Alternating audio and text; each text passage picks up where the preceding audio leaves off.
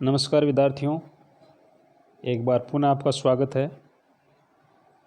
आज हम भारतीय संविधान के एक और महत्वपूर्ण टॉपिक मूल अधिकार पर चर्चा करने जा रहे हैं। बहुत ही महत्वपूर्ण टॉपिक है। हर बार परीक्षाओं में यहाँ से सवाल पूछे जाते हैं।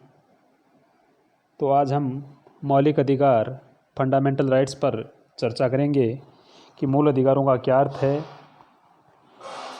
इनको संविधान में शामिल करने की क्यों आवश्यकता पड़ी और इनका क्या महत्व है, इस पर चर्चा करेंगे।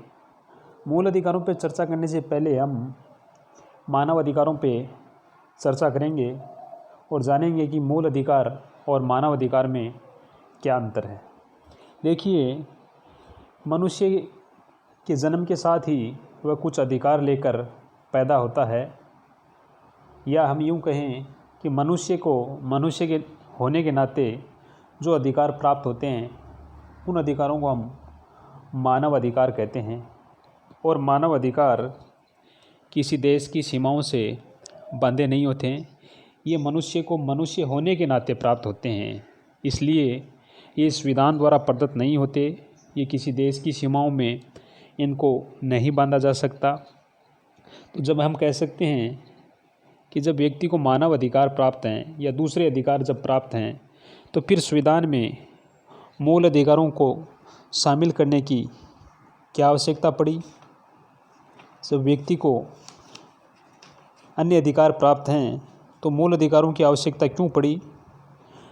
दूसरा, मूल अधिकारों का क्या अर्थ है, या इन अधिकारों को मूल अधिकारों का नाम क्यों दिया गया, इस पर हम चर्चा करेंगे। तो सबसे पहले हम मूल अधिकार का अर्थ जानेंगे कि मूल अधिकार किसे कहते हैं। तो सामान्य शब्दों में व्यक्ति के वे अधिकार जो उसके जीवन के लिए मूलभूत हैं, अनिवार्य हैं और अनिवार्य होने के साथ साथ ही संविधान द्वारा नागरिकों को प्रदान किए जाते हैं। जिन अधिकारों में राज्य द्वारा हस्तक्षेप नहीं किया जाता, उन अधिकारों को हम मूल अधिकार कहते हैं। अर्थात वे अधिकार जो मनुष्य के व्यक्तित्व के विकास के लिए आवश्यक हैं और संविधान द्वारा नागरिकों को प्रदान किया जाते हैं, और जिनमें राज्य द्वारा सामान्यतः हस्तक्षेप नहीं किया जाता, उन अधिकारों को हम मूल अधिकार कहते हैं। और ये मूल अधिकार राज्य द्वारा पारित कानून से, विधि से इनका स्थान उच्च होता है। व्यक्ति के इन अधिकारों को हम निम्न आधार पर भी मूल अधिकार कह सकते हैं, क्योंकि ये व्यक्ति के व्यक्तित्व के संपूर्ण विकास के लिए, से मानसिक, भौतिक और नैतिक विकास के लिए बहुत ज़रूरी हैं, क्योंकि इनके अभाव में व्यक्ति के व्यक्तित्व का विकास रुक जाएगा। इसलिए प्रत्येक लोकतांत्रिक राज्य में प्रत्येक नागरिक को बिना किसी भेदभाव के मूल अधिकार प्रदान किए जाते हैं। मूल अधिकारों को मूल अधिकार कहने का दूसरा कारण यह है कि इन्हें देश की मूल विधि अर्थात इन्हें संविधान में स्थान दिया गया है, और साधारणतः संवैधानिक संशोधन की प्रक्रिया के अलावा इनमें किसी प्रकार का परिवर्तन नहीं किया जा सकता। यानी इन्हें संविधान में शामिल किया गया, जबकि दूसरे जो अधिकार हैं, चाहे कानूनी अधिकार हो या मानव अधिकार हो, उनको संविधान में स्थान नहीं दिया गया। यानी जो अधिकार संविधान में शामिल हैं उन अधिकारों को हम मूल अधिकार कह सकते हैं, और इनमें केवल परिवर्तन संवैधानिक संशोधन की प्रक्रिया के माध्यम से ही हो सकता है, अन्य प्रकार से इसमें परिवर्तन नहीं हो सकता। इसलिए तीसरा जो इनका मूल कहने का कारण हमें ये कह सकते हैं कि मूल अधिकार साधारणतः अनुल्लंघनीय है, यानी इनका उल्लंघन नहीं किया जा सकता, चाहे व्यवस्थापिका हो, कार्यपालिका हो या बहुमत दल की सरकार के द्वारा इनका अतिक्रमण नहीं किया जा सकता। और चौथा इन्हें मूल कहने का कारण है कि ये न्याय योग्य हैं, अर्थात मूल अधिकारों का उल्लंघन होने पर हम न्यायपालिका की शरण ले सकते हैं, और न्यायपालिका इन अधिकारों की रक्षा के लिए आवश्यक कदम उठा सकती है। दूसरे अधिकारों और मूल अधिकारों में यह अंतर है कि दूसरे अधिकारों को संविधान में जगह नहीं दी गई है, उन्हें कानूनी रूप से जगह दी गई है जिसका उल्लंघन किया जा सकता है, लेकिन मूल अधिकारों को संविधान में शामिल किया गया है, इसलिए इनका सरकार के द्वारा उल्लंघन नहीं किया जा सकता। इन्हें संविधान द्वारा प्रत्याभूति, गारंटी और संरक्षण प्रदान किया गया है, इसलिए ये मूल हैं और ये व्यक्ति के बहुमुखी विकास के लिए आवश्यक हैं। मूल अधिकारों की क्या आवश्यकता है, क्या महत्व है, इस पर हम चर्चा करेंगे। क्योंकि मूल अधिकार लोकतंत्र के आधार स्तंभ हैं। ये वे अधिकार हैं जो उन परिस्थितियों का निर्माण करते हैं। मूल अधिकार उन परिस्थितियों का निर्माण करते हैं जिनके आधार पर बहुमत की इच्छा निर्मित और क्रियान्वित होती है, इसलिए ये लोकतंत्र के लिए अनिवार्य हैं। क्योंकि मूल अधिकारों द्वारा प्रत्येक व्यक्ति को अपने संपूर्ण व्यक्तित्व के विकास की सुरक्षा प्रदान की जाती है और उन आधारभूत स्वतंत्रताओं की व्यवस्था की जाती है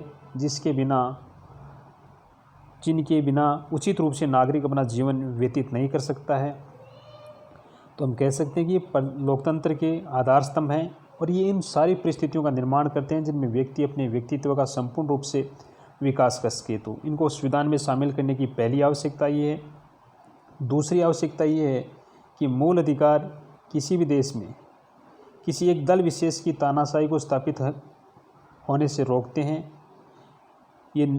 ये निरंकुशता पर रोक लगाते हैं, क्योंकि प्रजातांत्रिक लोकतांत्रिक राज्यों में भी बहुमत की तानाशाही का जो भय है वो बराबर बना रहता है और बहुमत वर्ग के अत्याचार से विशेष रूप से अल्पसंख्यकों की सुरक्षा करते हैं और बहुमत के अत्याचारी शासन का ये अधिकार हैं वो अंत करते हैं। तो दूसरा महत्व इनका ये भी है।